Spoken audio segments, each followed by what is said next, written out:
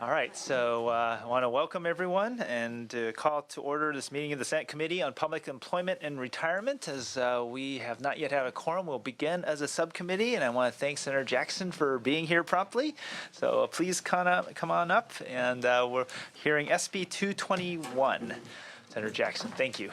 Welcome. All right.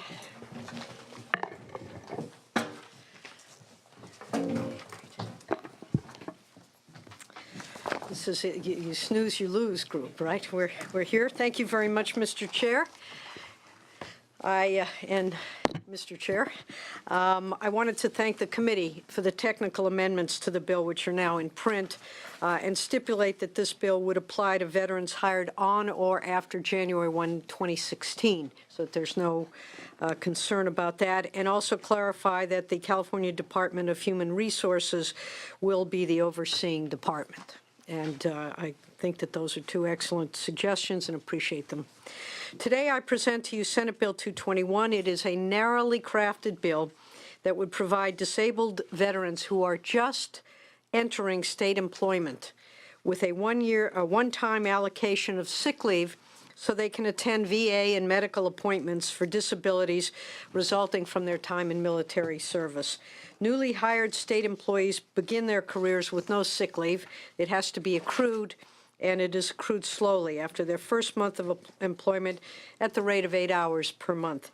As a result, disabled veterans who have recently started working for the state may not have sufficient leave time to attend to their medical care.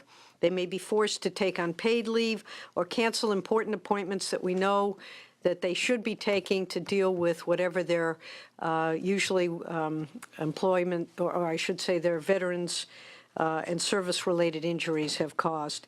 And they struggle while juggling the demands of a disability along with those of a new job. VA appointments can be very hard to secure, sadly, and extremely difficult to reschedule, making it even more important that disabled veterans attend them.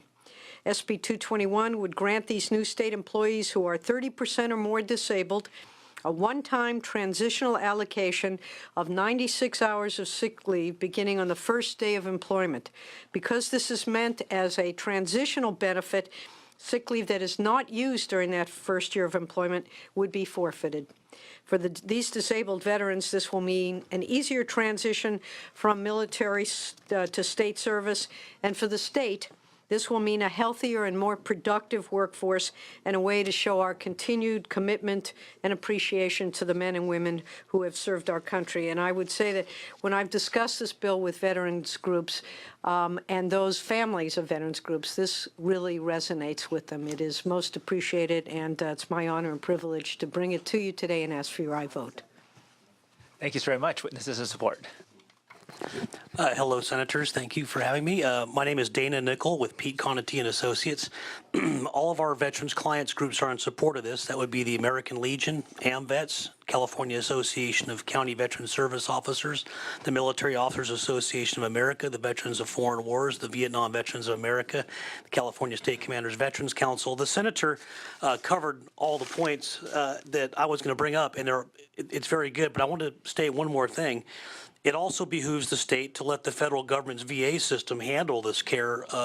We would not want the care to go unaddressed and then have it fall on the state system to take care of these veterans. And the VA healthcare system is specialized that they handle veterans and their unique problems. So I think it's better to try to give the veteran every opportunity to go have this care done through them. Thank you very much, and thank you, Senator, for bringing the bill. Any other witnesses in support? Seeing none, witnesses in opposition? Seeing none, questions from committee members? Senator Hall. Okay, excellent. Just one brief question. So I understand that basically they get the 96 hours in the first year. And how much leave, how much time? Senator, did you say okay That's, or no? I wouldn't say no to you, Senator Hall. Of course. I'm delighted. Thank you. I think what I said was thank you. Oh, okay. Thank you. So just because I understand this is just for the first year. So during the first year, I assume they also accumulate some time for their first year service with the state, and that any time they take off would first come from that 96 hours. And do you know how much time they would then have accumulated by the time they start their second year? Because they would have lost whatever time they had the first year. I'm just curious. Do you Well, know? this is designed as essentially Right. providing, I can't think of the Okay. word at the moment, but this sort of gives them that first Right. year's sick leave up front. Right. So if it's used up, they then, my understanding is that they start again the second year accumulating. If they, I see what your point is, that if they normally accumulated it, then they could bring it to them going forward. That's a good question. I don't really, They should have 88 hours after the first year. Perhaps. they would have 88 hours after the first year. Excellent. That's Excellent. okay, So thank you. so basically, this would give them nice. They would have 96. So they would have another 96 for the second. Okay, excellent. So no, I just want to thank you so No, much. I I think it's a appreciate the wonderful question. bill and very important to help be sure our vets are off to a good start and are able to get the care they need. So I appreciate that. Okay, since we do not yet have a quorum, we're unable to actually move or vote on this bill, but would you like to close? Just thank you for your consideration. Thank Senator Hall for joining on the bill, and thank you for the good work you've done. This is, it seems it's a small thing, but for our returning veterans who are just starting in state service, this really is sort of an additional bridge that they need to get them back working productively and having good and quality lives going forward. So I thank you for your support and ask for your aye vote. Thank you. Thank you so much. I look forward to taking it up when we have a quorum. And Sergeants, I assume you've been calling the offices. Okay. Senator Hall, would you mind taking over the gavel while I present my bill? Thank you.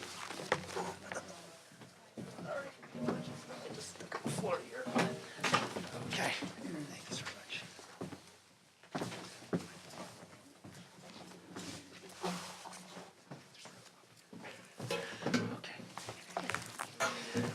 All right, Mr. Chairman, SB 292. Yes, thank you, Chair. SB 292 clarifies a conflict that currently exists with the traditional use of a decades-old voter-approved pension tax levies, often at county government, and a requirement in the Public Employees Pension Reform Act, or PEPRA. These tax levies actually exist in 24 cities and 1 county. And they were enacted by voters for the purpose of paying pension costs prior to the passage of Prop 13 in 1978. But even though Prop 13 limited property taxes, these pension levies were grandfathered under Prop 13.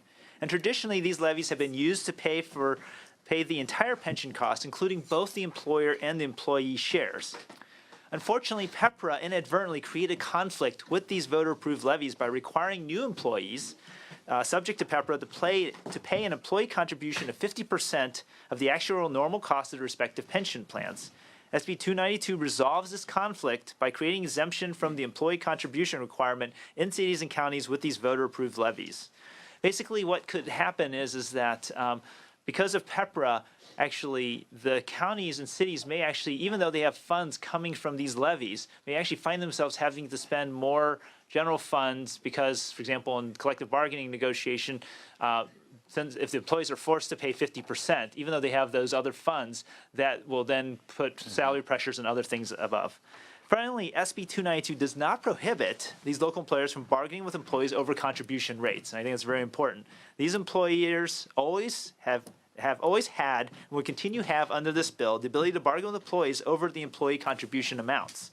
SB 292 simply creates an exemption from the PEPRA requirement in the matter of employee contributions, allowing these localities to retain the flexibility they've had for decades in funding their benefit costs. And I respectfully ask for your aye vote, and I have witnesses to support. Thank you. Thank you. Before we move forward to the witnesses to support, can we establish a quorum? Yes. Madam Secretary, please call the roll. Penn. Here. Penn present. Morel. Here. Morel here. Bell. Fuller. Hall. Here. Hall here. Okay, quorum has been established, and yes. Mr. Chair, members, Randy Perry with Aaron Reed and Associates on behalf of PORAC, co-sponsors of the bill. One of the stated intents of the governor and the legislature when they passed PEPRA was to try and save local governments revenues. The impact of PEPRA on these 24 cities and one county, though, actually has the opposite effect, where currently they're spending little to no money out of their general fund for pension costs. This will now, PEPRA will force them to now pay that amount of money. So it's an oversight. We've met with the administration on it more than once, and they just said, keep working on it, and we'll try and get you an answer. But we're going to push the bill and get them all the information they need to sign. Thank you for your testimony. Lou? Mr. Chairman, member, this is Christy Bauma with the California Professional Firefighters. We are also pleased to be co-sponsors of this measure. I think all I could add is that for sure 2 cities of those 24 that were mentioned have their own charter systems, so they can continue to spend their levies as they decide. But all the other cities listed in county would be bound by the provisions of PEPRA, and it bears repeating that the localities under their local ordinances determine how those pension dollars get spent. So it's still absolutely up to the local governments how they spend those and whether they use them for employee contributions. We urge your support. Thank you so much for your testimony. Any other witnesses in support, please come forward. Thank you. You can just state your name and your position. Libby Sanchez on behalf of Laborers Local 777 and 792 in strong support of All this. right, thank you for your testimony. Any other witnesses in support? Any witnesses in opposition? Mr. Chair, would you like to close? I respectfully ask for an aye vote. Thank you. All right, very good. If someone can sneak outside and ask the senator if he can come in for a vote, please.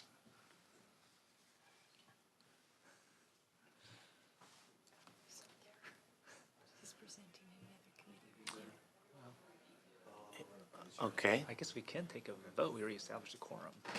we established a quorum, but then we'll just hold the roll Yeah, open. we'll just hold the roll. All right, let's, I'll move. Thank you. You can, well, I'll move. Is that appropriate? As a chair? All right, I'll move the bill. And roll call, please. Motion is due pass. Pan. Aye. Pan, aye. Morrell. Bell. Fuller. Hall. Aye. Hall, aye. All right, you have 2, you need 1 more, and we'll keep that open. All right. And then you'll call the other one, and we're good, I think, right? We can get your votes in. Yes, perfect. All right. So we have that roll open. So I'm going to also bring up, SB 221 by Senator Jackson. There's a motion. Secretary, please call the roll. Motion is due pass to Appropriations Committee. Pan. Aye. Pan, aye. Morrell. Bell. Fuller. Hall. Aye. Hall, aye. Okay. And then finally, we have on the consent calendar, SB 354 by Huff. Is there a motion to approve the same? Okay, it's been moved. Secretary, please call the roll. Again, this is SB 354 on consent calendar by Huff. Motion is due pass to Appropriations Consent Calendar. Pan. Aye. Pan, aye. Morrell. Aye.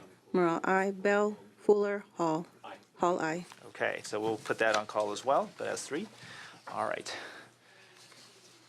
Okay. Can someone call Bell?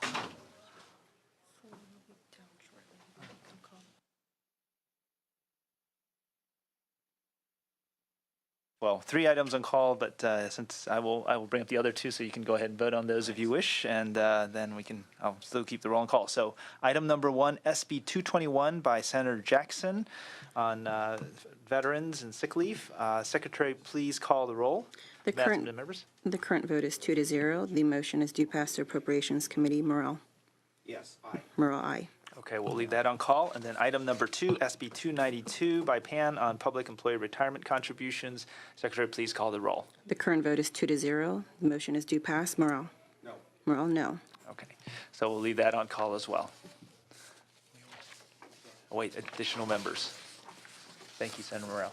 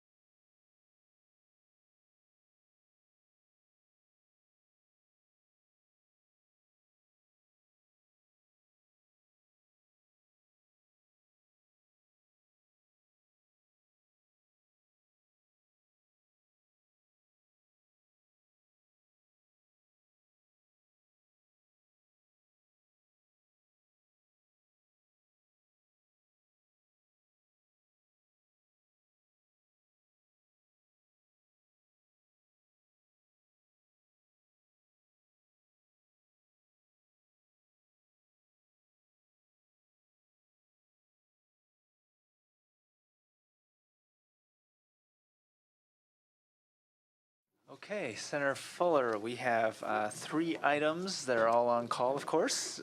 If you just, we'll just roll through them again so you can have a chance to vote. Okay, item number 1 is SB 221 by Senator Jackson. That's on state public employees sick leave for veterans. Secretary, please call the roll. The current vote is 3-0. The motion is due pass to Appropriations Committee. Fuller. Aye. Fuller, aye. Next item is item number 2, SB 292 by Pan on public employment retiree contributions. Secretary, please call the roll. The current vote is 2-1. The motion is due pass. Fuller. Fuller, no. Okay, and then finally, item number 3 is on the consent calendar. That's SB 354 by Huff. Secretary, please call the roll. The current vote is 3-0. The motion is due pass to Appropriations Consent Calendar. Fuller. Fuller, aye. Okay, thank you. You'll leave the items on call. Thanks very much, Senator Fuller.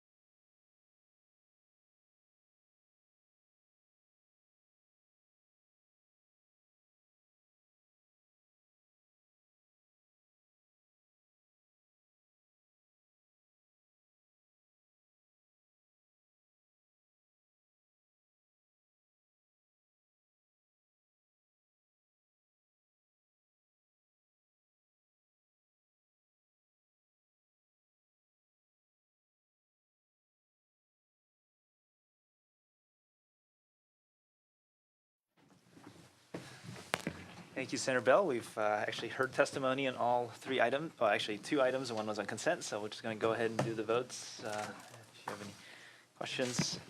So thank you. Item number 1 is SB 221 by Senator Jackson. That's State Public Employees Sick Leave Veterans. Secretary, please call the roll. The current vote is 4-0. The motion is due pass to Appropriations Committee. Bell. Bell, aye. Thank you. That passes out 5-0. Next item is item number 2, SB 292 by Pan, Public Employment Employee Retirement Contribution. Secretary, please call the roll. The current vote is 2-2. The motion is due pass. Bell. Aye. Bell, aye. Thank you. That passes 3-2.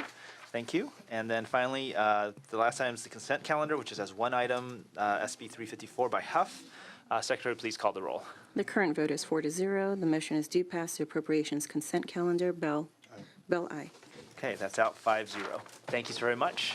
With that, seeing no other items on business, the Committee on Public Employment and Retirement is adjourned.